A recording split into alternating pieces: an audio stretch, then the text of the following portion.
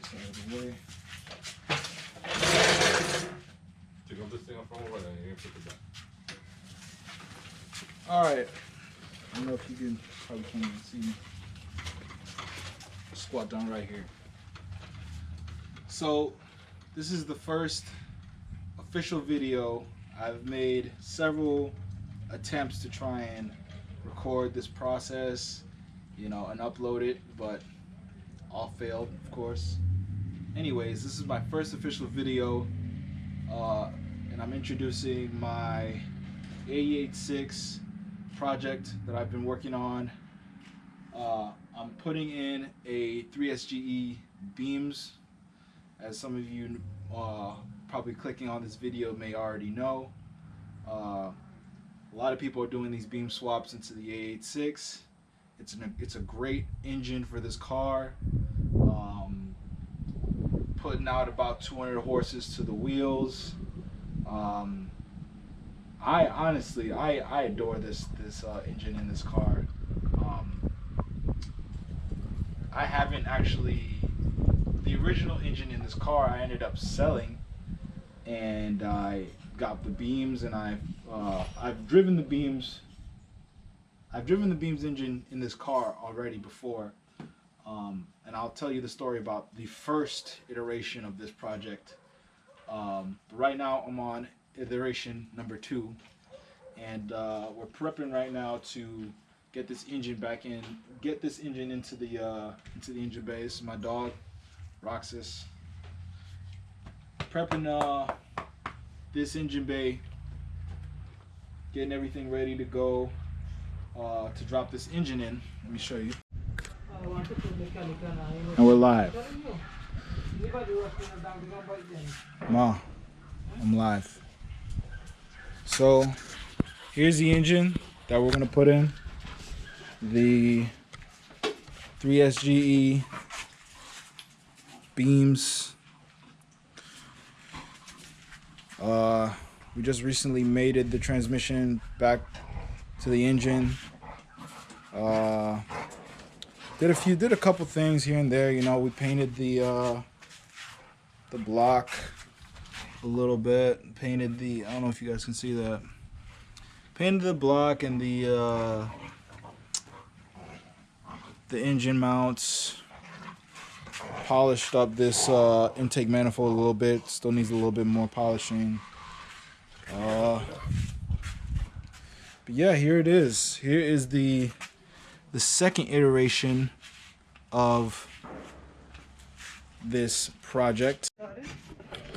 Alright, so a little background about the project, myself. So the first iteration of this project, I bought the car back in 2015. Bought it from my cousin. Was really excited, interested to work on a AE86. Didn't know I was gonna put it in at first. It had the 4AGZ in it. It was a little, definitely out of tune. I didn't really want to deal with the old motor. I didn't really want to deal with the 4AGZ, and I know a lot of Toyota guys is gonna come at me for that. But you know, I'm a new guy, and this is my first project, and I wanted to go with a more modern approach to this build. So my father recommended that I put in a 3SGE. I looked it up, and I bought me one. So on the first iteration, I bought one, and I bought the mounts for it. I bought the radiator, bought the drive shaft. You know what I'm saying? Everything I needed to just get the motor sat in it, and started. I went to Mark Panic. Shout out to Mark Panic. I know everybody goes to him for the wiring issues and wiring solutions. I went to him years ago, took my old AE86 harness and spliced it with the 3SGE harness, and used that to power the car. Worked perfectly. The first time I put the motor in, it ran perfectly, ran smoothly. But of course, like everybody knows, with this car and this engine, the engine puts out too much power for the rear end, and of course I messed up my my LSD. So I ended up having to replace that, and now here's where everything kind of like went real sour. Is after replacing my LSD, I got everything back together with my rear end, painted it, made it all look nice and pretty, changed the oil in the beams, and I ran the car for like around my block like one time, and the car ended up seizing up. The crankshaft ended up seizing up, and I had no idea why. The engine was basically, you know what I'm saying, done, and I had no idea why, and I honestly didn't want to deal with that. So I ended up buying a new engine. So this is the second iteration right now. The old engine's at my uncle's crib. He's working on it. He's trying to figure it out. But after pulling out the first engine, we opened up the oil pan, and inside the oil pan was like this brown steel wiring stuff. I have no idea what it was or where it could come from. I've only ever put oil in the car, so it's beyond me, but seems like when I changed the oil on the beams, it somehow caked up around the strainer, and it messed up the entire engine. So now I'm on my second iteration, and here it is. So tomorrow we're going to be putting this thing in, and we're going to be fitting it in, you know, getting all the plugs and wires in, getting everything looking right. I don't think we'll be able to start it tomorrow because I'm going to be doing a lot of checks on this engine now that I know that these engines could have some possible wild card that you have no idea what could be in it. So I've heard some other stories about them. So gonna be working on this tomorrow. Should be fun. Yeah, so that's the backstory of this car. It still has a long way to go, but we're gonna get this engine in tomorrow, and yeah, I'll finish up with that. So aside from the 86, we also have my father's build over here. It's my car.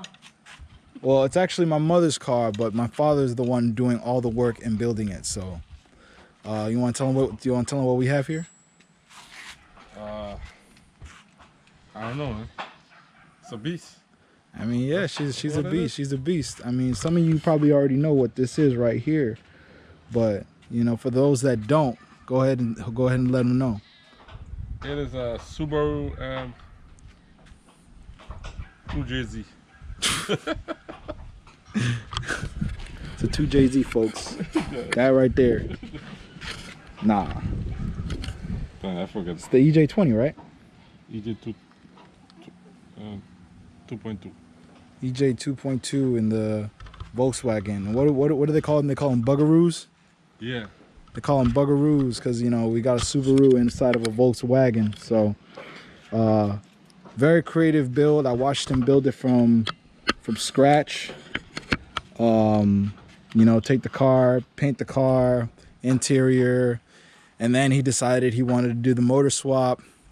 And I seen him, you know, take it from ground zero all the way up to 100.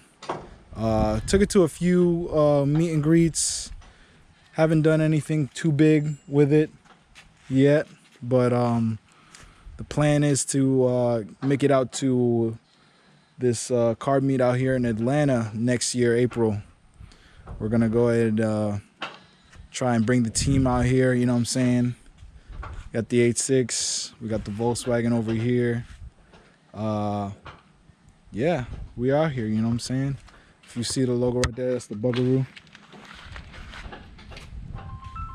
So yeah, that's it right there.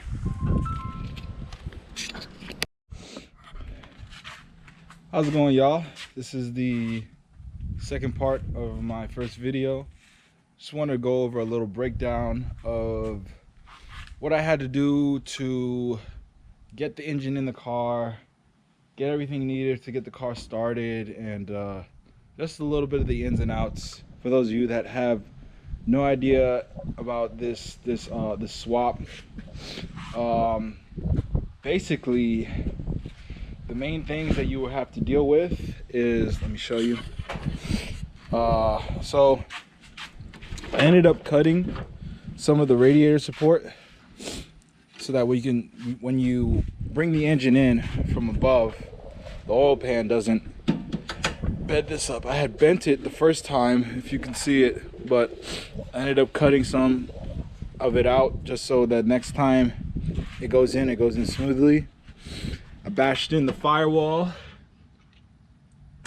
Make sure you bash in the firewall a little bit. You don't need to go too crazy, but you know, give yourself a little considerable room.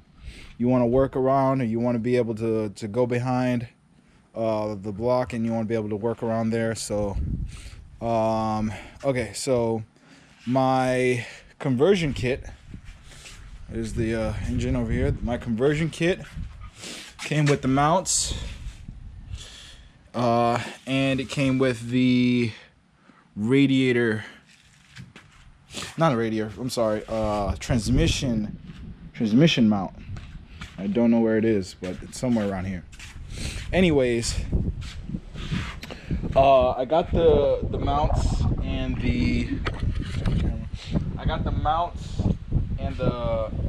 everything for the conversion from an Australian company, and this was back when I think everybody was kind of getting into the beam swap.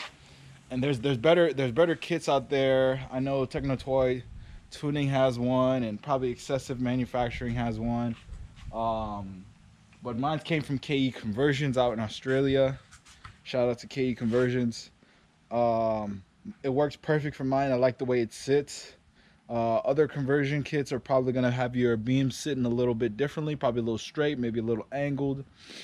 Aside from that, what came with the conversion kit was 1-inch spacers. I don't know if you could, right here, 1-inch spacers. You would drop the front cross member, add in the 1-inch spacers.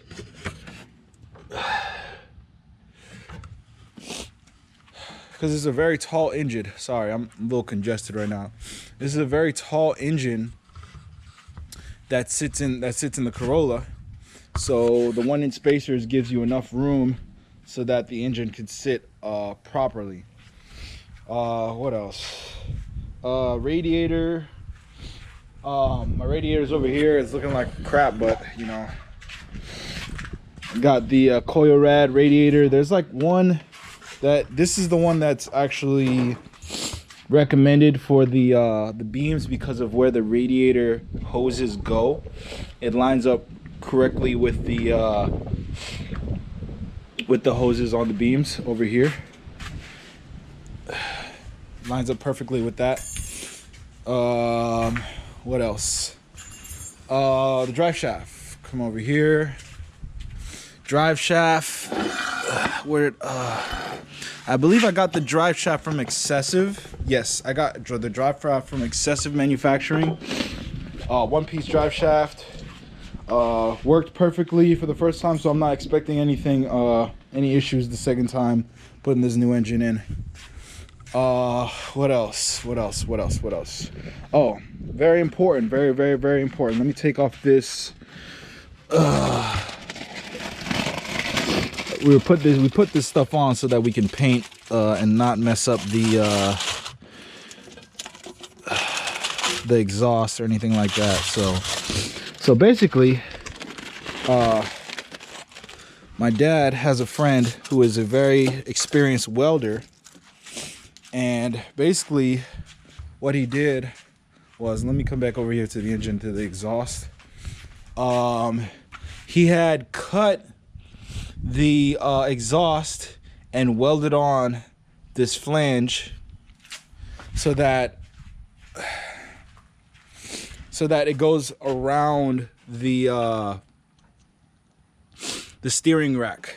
So it goes around the steering rack, and it doesn't interfere with anything with the steering or not. That's a big issue with a lot of new guys that don't have a lot of resources, because it's something that you're gonna have to modify it. Some people sell the entire exhaust all the way back to the O2. I just got my friend, my dad's friend, to cut it and weld a new flange on, and just to miss the steering rack a little bit. What else? The wiring harness. So my wiring harness obviously doesn't look brand new. That's because it's not. It was spliced between two wires. I mean, not two wires, two wiring harnesses, the AE86 harness and the beams harness. Spliced them together and sent them to Mark Panic, and he spliced them together, sent them back, and it's basically a plug and play. It's just not a brand new, pretty looking wiring harness, but it works, and I'm planning on keeping it. I just plan on getting a new ECU. So right now I'm running the stock ECU, which runs perfectly. But I want to get the aftermarket ECU that Mark Panic sells as well, to just to have a little bit more robustness with the build. What else? I think that's about it. Obviously all the parts and everything are inside. Looks like a little mess, but once we get everything situated properly, I'll clean all this up, so don't worry about all that. I mean, other than that, that is the entire build basically. Let me see. I had to get a bigger fuel pump. Actually, I can't even remember the model of fuel pump, but I think it was like a 255 Denso. Don't quote me on that, but I just knew I had to get a bigger fuel pump for this build. Other than that, one crucial thing that I forgot to mention was the shifter relocator. I got this from Excessive as well, the shifter relocator. The reason why you want to go with a shifter relocator, I personally would, is because when the transmission comes all the way up, the transmission is way too far back, right? So some people just cut about 4 inches of this hole here in order to accommodate for the shifter. I did not want to cut anything. Did not want to cut this at all. Wanted this to look as factory. I mean, you know what I mean. I wanted this to look as unmodified and torn up as possible. So that's why I went a little bit step further and got the shifter relocator kit from Excessive. It brings the shifter perfectly in the center of this hole right here. I had no issues with it. Works perfectly, very easy to install. I highly recommend if you're deciding to do this swap, just because cutting and doing all this stuff, it makes the car look a little ugly, and I wanted to fit on all of the original plastics and hardware, just so it looks nice and neat. So yeah, that's another thing right there, so just pay attention to that. Nothing else. I mean, that's about it. It wasn't a hard project, a hard swap. That was my first swap, actually. Kind of proud of myself because I did a lot of the groundwork on my own, and my dad has helped me a lot immensely, and my family and everybody else, because we all work on cars, and maybe in a later episode I'll show you everybody else's cars. You know, we got another 86, a 2JZ 86. We got another Skyline. My dad has his Subaru, well, the EJ20 in his Volkswagen, the Bugaroo. We got a few cars, so you guys probably might be able to see them coming in the next video. So later on, we're gonna be putting this engine in, and yeah, just stay tuned.